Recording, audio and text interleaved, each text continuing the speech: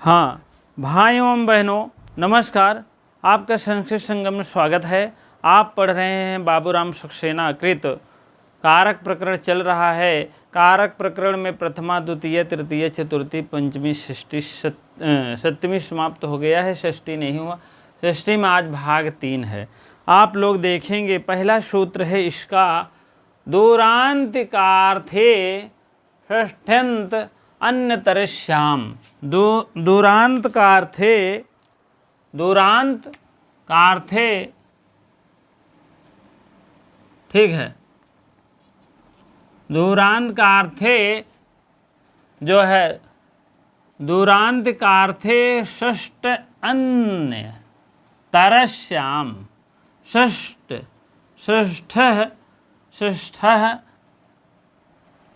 षष्ठी का मतलब यहाँ षष्ठी हो जाएगा, षष्ठी अन्य तरस्याम यहाँ हो जाएगा, अन्य तरस्याम।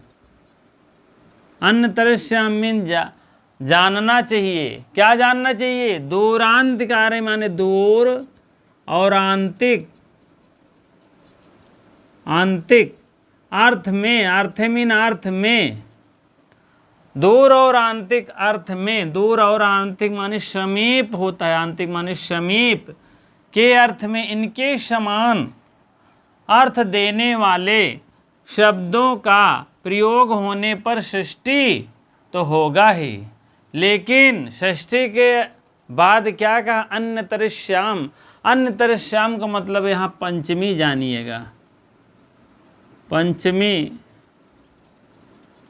पंचमी जानिएगा, ठीक है। अन्य तरस्याम का मतलब होता है पंचमी, ठीक है। दूर और आंतिक में समीप के अर्थ समान अर्थ रखने वाले शब्दों का प्रयोग होने पर षष्ठी के स्थान पर, षष्ठी के स्थान में, षष्ठी तो जान ही रहे हैं, षष्ठी तो चली ही रही है, लेकिन षष्ठी के अलावा भैया, अलावा और कुछ जानिए।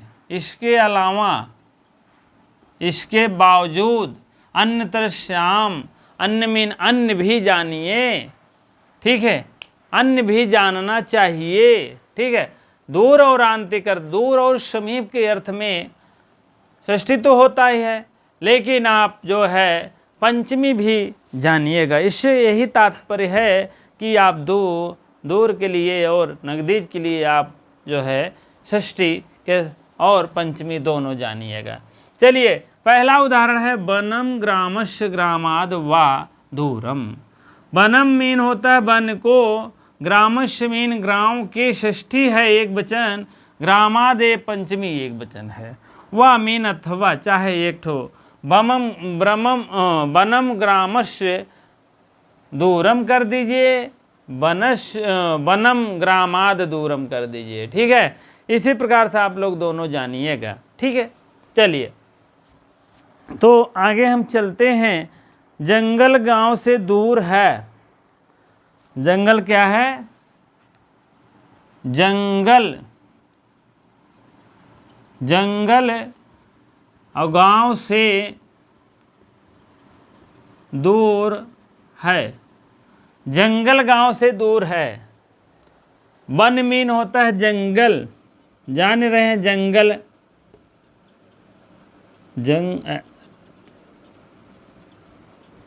वन मीन जंगल, ग्रामश मीन गांव के, यह गांव से, यह गांव के, दोनों बात सही है। गांव से दूर है, गांव के दूर है।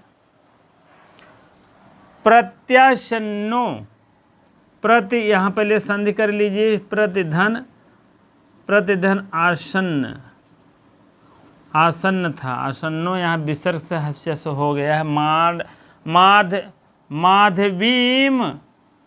माधवी मंडपस्य, प्रत्याशन्नो माधवी प्रत्याशन्नो माधवी मंडपस्य। माधवी लता के कुंज के समीप है। माधवी जो है, माधवी लता पुंज के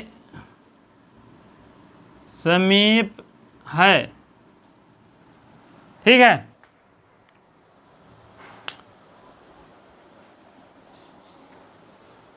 प्रत्यशन्नो मीन शन मीन एकदम समीप, आंतिक, प्रत्यांतिक, माधवी, माधवी, मडप,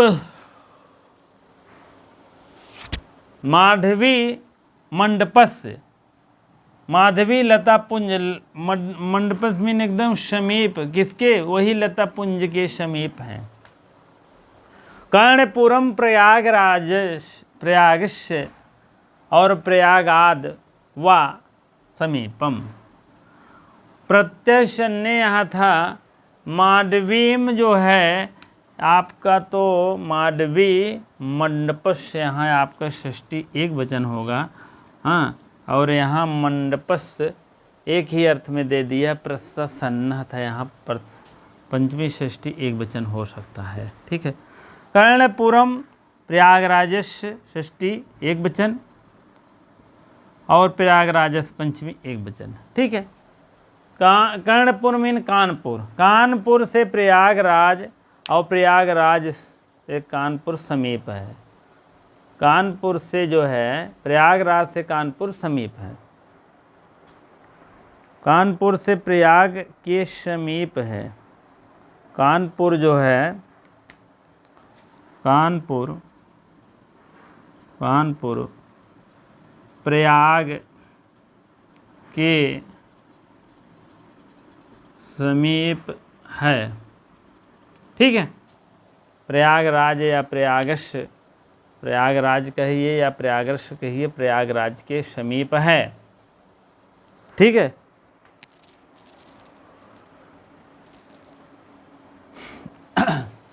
अब जो आगे देखिए टिप्पणी में पेज नंबर 224 सूत्र नंबर 6 के ऊपर है, जिससे दूरी दिखाई जाती है उसमें षष्ठी पंचमी दोनों होती है। ठीक। और किंतु दूरवाची या निकटवाची शब्दों में द्वितीय लगता है। दूरवाची भी देखा जाए या निकटवाची, आपको पेज नंबर 99 में आप देखेंगे तो उसके लिए आपको अलग से व्यवस्था है। पेज नंबर 99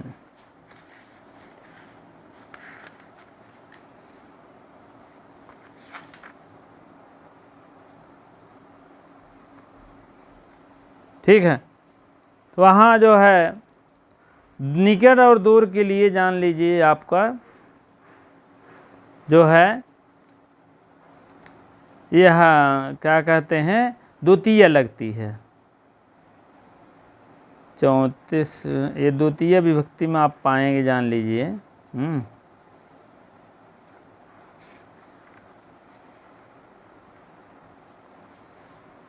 ठीक है। यह हेतु का अर्थ में है, पंचमी और द्वितीय लग रही है, तृतीय लग रही है इसमें तो यार। ठीक है। कहने का मतलब दूरवाची या निकटवाची शब्दों में द्वितीय भी होती है। पेज नंबर नहीं देखिए, 99 था करके है। ठीक है, नंबरिंग है। ठीक है। अगला हम देखते हैं, अब चलते हैं अधिगर्त, अधिगर्त देशाम कर्मणि।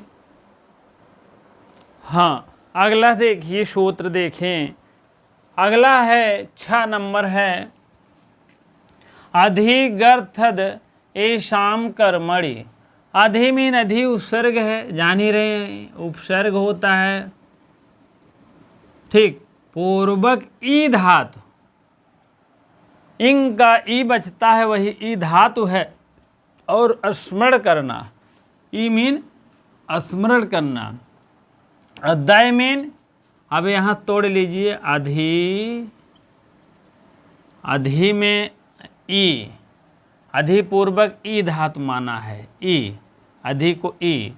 और क्या आगे है, दय, अधिगर्थ। ठीक है। अब आप गर्थ हो गया, दय ए शाम, ए शाम। ठीक है, ए शाम हो गया। गर्थ, गर्थ मीन जाने रहे हैं, गर्थ। अधिगर्थ, गर्थ मीन ई, धातु से स्मरण करना। ठीक है। और दय से दया करना, और ईस से ईसाम, ईसाम यहाँ पर ए नहीं होगा, ई होगा, आय और ई मिलकर के ए होता है। ठीक, बड़ी हो जाएगा, ए शाम हो जाएगा। ईशाम, ईश में समर्थ होना। इन्हीं अर्थ वाली धातुओं के कर्म में अगर हो रहा है तब भी यह षष्ठी होगा। कौन कौन धातु है यहाँ साफ सुथरा लिखिए। अधि, अधि जो है पूर्वक ई धातु, अधि में ई बराबर क्या है, स्मरण करना, स्मरण करना।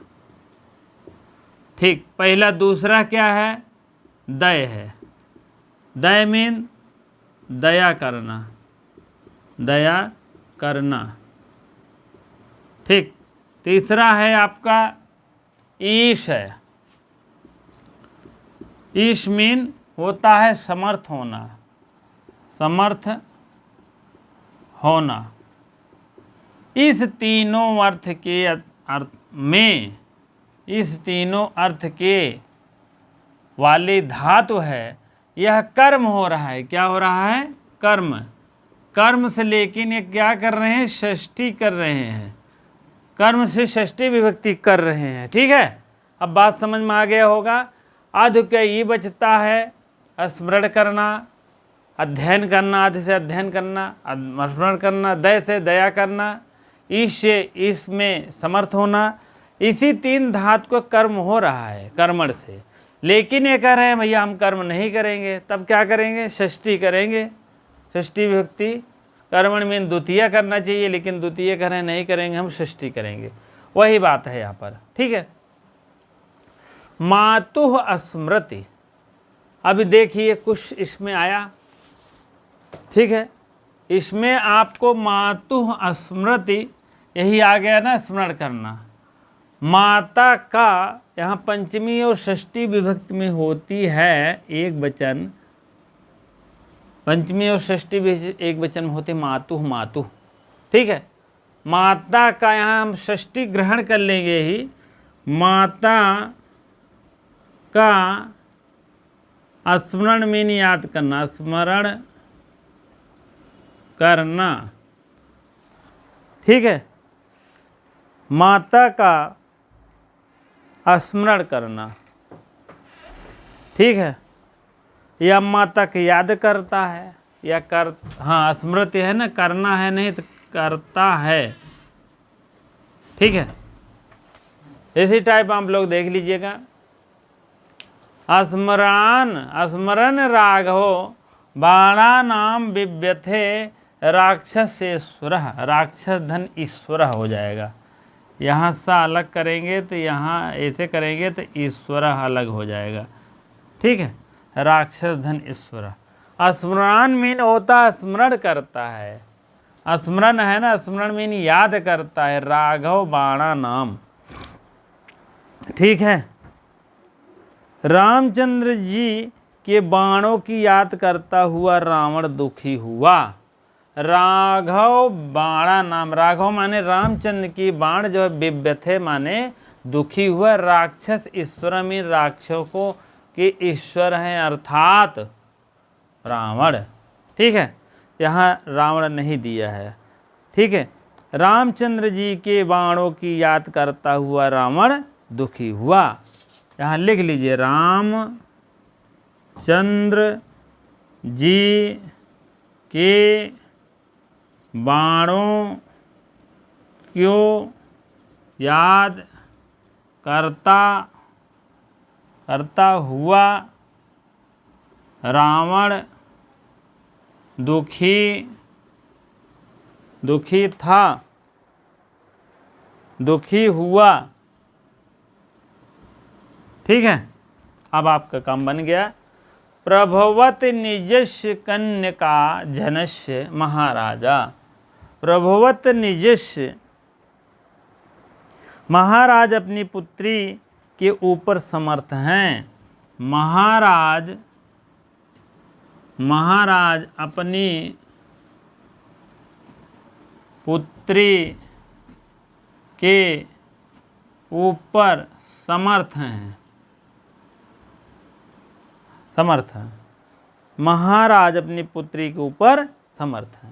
निज मीन होता है अपना, प्रभवत मीन होता है समर्थता, कन्या का जनस्य मीन होता है कन्या का जन अपनी पुत्री, कन्या मीन होता है पुत्री, जनस्य मीन महाराज, महाराज जनस्य मीन जन, पुत्री अपनी पुत्री पर, प्रभवत मीन प्रसन्न है, समर्थ है।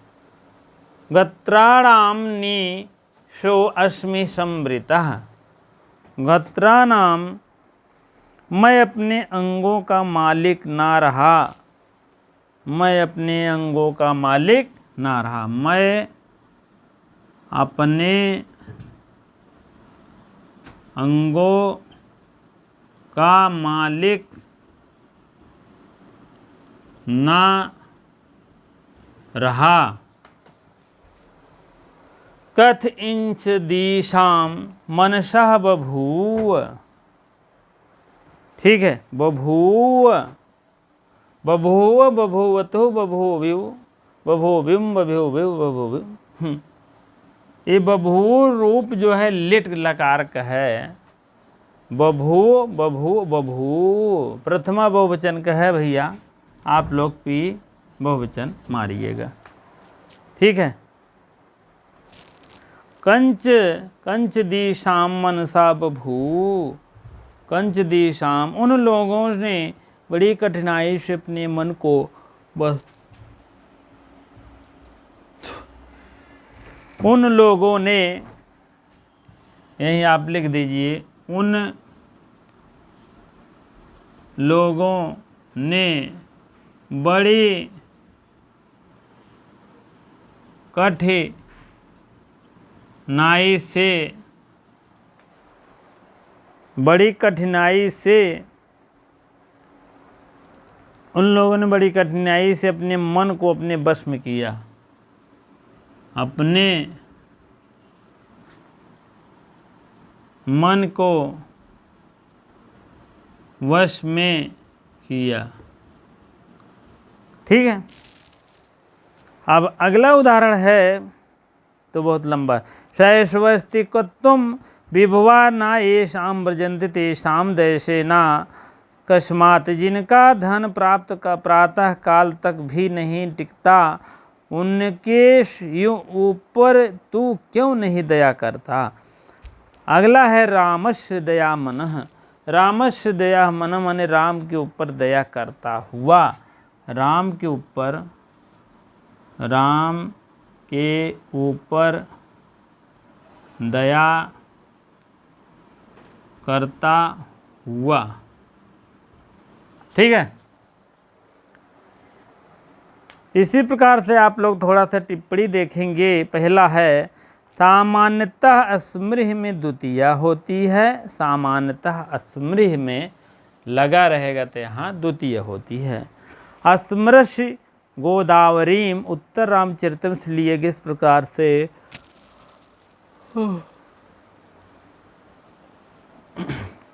भू धातु और उससे बने शब्दों में चतुर्थी विभक्ति होती है। भू धातु से बने चतुर्थी विभक्ति होती है। उपर्युक्त वाक्यों में षष्ठी का प्रयोग कर्म कारक के व्यक्त करने के लिए किया गया है। अगले सूत्र में कर्ता और कर्म का षष्ठी व्यक्त कहीं जाएगी। षष्ठी में षष्ठी से सूत्र का शेष रह जाता है और वह पारंपरिक संबंधों में प्रकट किया जाता है, बताई जाती है भिन्न से भिन्न अर्थों में। कारक में षष्ठी कहते हैं। यह षष्ठी का नियम 104 अपवाद समझाना चाहिए, ठीक है, अपवाद है भैया, ठीक है। चलिए ठीक है, अगला सूत्र है कर्त कर्मणो तृतीया, कर्त कर्मणो कृति।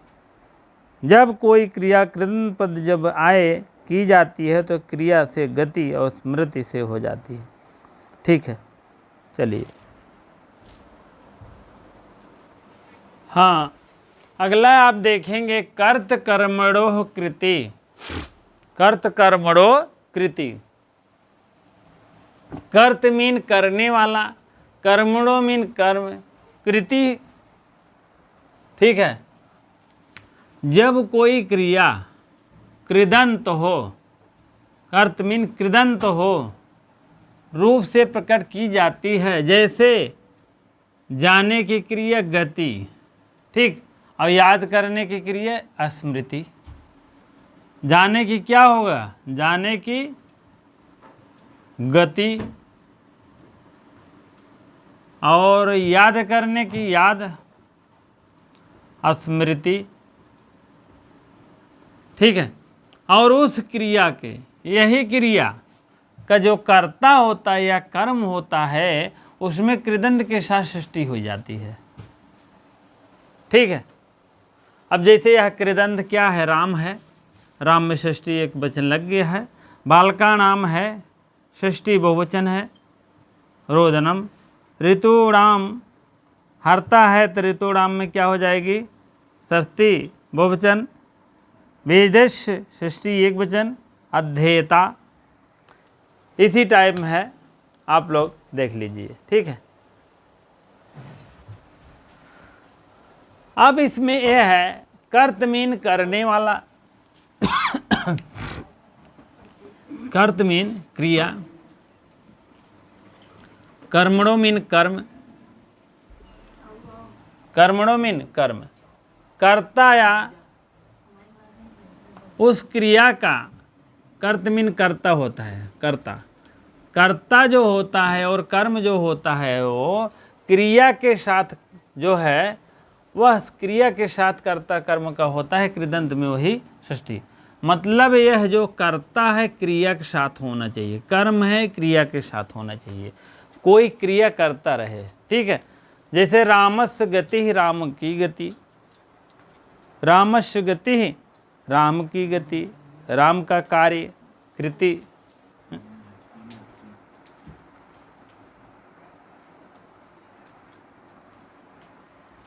राम की चाल लिख दीजिए, राम की चाल, ठीक है। इसी प्रकार से बालका नाम रोदनम, बालकों का रोदनम में रोता, बालकों का रोना, बालकों का रोना। ऋतुराम हरता है, यज्ञों का करने वाला, यज्ञों का करने वाला। वेदस्य अध्येता, वेदस्य अध्येता, वेद का अध्ययन करने वाला, वेद का अध्ययन करने वाला।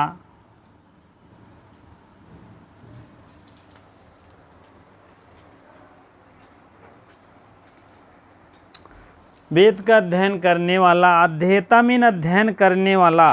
अध्येता की चर्चा थोड़ा सा और आगे है, देखेंगे। अध्येता माने अध्ययन करने वाला, आदि उपसर्ग से बना है, पूर्वक इंग धातु से ट्रिच प्रत्यय से बना है। आदि धन, आदि धन इंग, आदि धन इंग धन ट्रिच, धन ट्रिच प्रत्यय से बन गया आधि, अध्येता, ठीक। अधि के आधा धा निकला, एक आ की मात्रा, इंग का ई बचा, और ई का या हो गया, इस ई का या हो गया, आधा धा हो गया, यह हो गया, या पे आय और ई मिल करके यहाँ पर गुण संधि हो गया, ठीक है। ट्रिच के ता बच गया, अध्येता बन गया, ठीक है। चलिए आगे बढ़िए।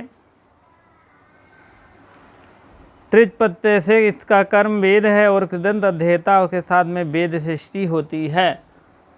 और इसी प्रकार से ऋतुराम में त्रिजंत, ऋतुराम में त्रिजंत, त्रिजंत हर्ता का योग में सृष्टि हुआ है। आहर्ता, ऋतुराम यहाँ से करेंगे आहर्ता, ठीक। यहाँ माँ आधा हो जाएगा,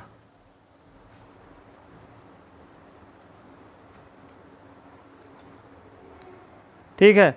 आहारता है, आहारता के प्रयोग में षष्ठी हुआ यहाँ। विशिष्ट भोजनम, विष का खाना, विशस्त भोजनम,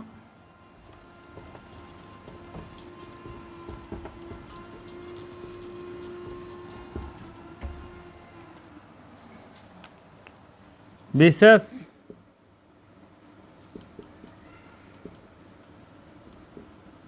भोजनम,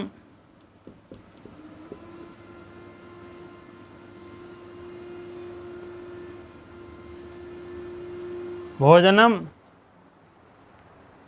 विष का खाना, विष का खाना, राक्षस नाम घाता, राक्षसा नाम घाता,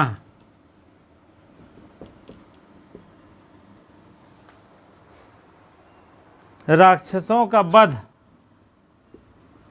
राक्षसों का वध, राजस्व प्राप्ति,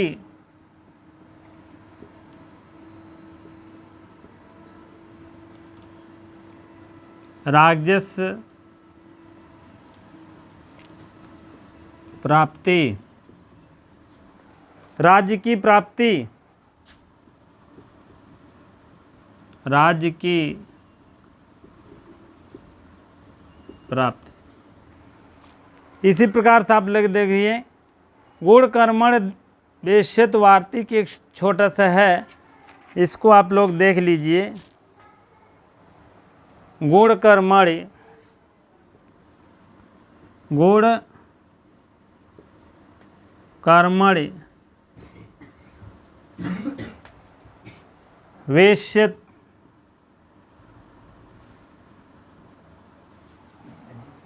वार्तिक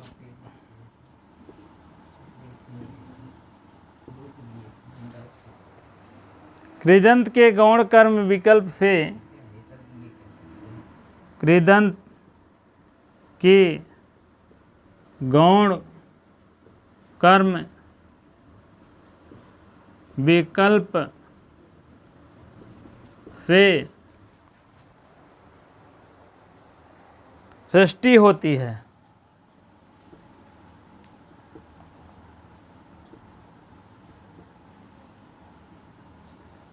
होती है। नेता अवश्य श्रुघ्नस् व, नेता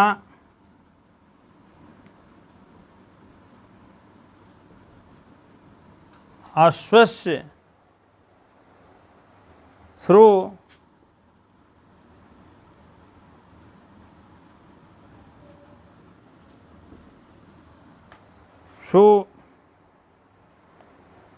शोधनस्य, शोध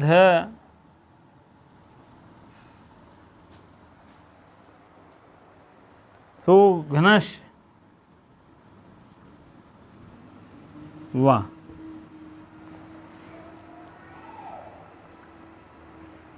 ठीक है। कृदंत गौण जो होता है, गौण कर्म में यह आया है कृदंत विकल्प से, तब भी षष्ठी हो रहा है। नेता अश्वस्य, अश्वस्य यहीं षष्ठी लग गया है। स्वधंस भी षष्ठी एक वचन है। इस प्रकार आप लोग जानते रहिए। ठीक है। और बाकी धीरे धीरे अब ऐसे चलता रहेगा। अगले टर्न पर उभयो प्राप्ति कर्मणा। ठीक है। इस टाइप अगला उदाहरण है, अगला सूत्र है। ठीक, इसी प्रकार से वीडियो देखते रहें। अगले टर्न पे फिर बताया जाएगा। ठीक, उभय प्राप्तो कर्मणि। ठीक है। वीडियो अच्छी लगती हो तो लाइक शेयर कमेंट करते रहें। नए भाई बहन हो तो सब्सक्राइब करना ना भूलें। बहुत बहुत धन्यवाद।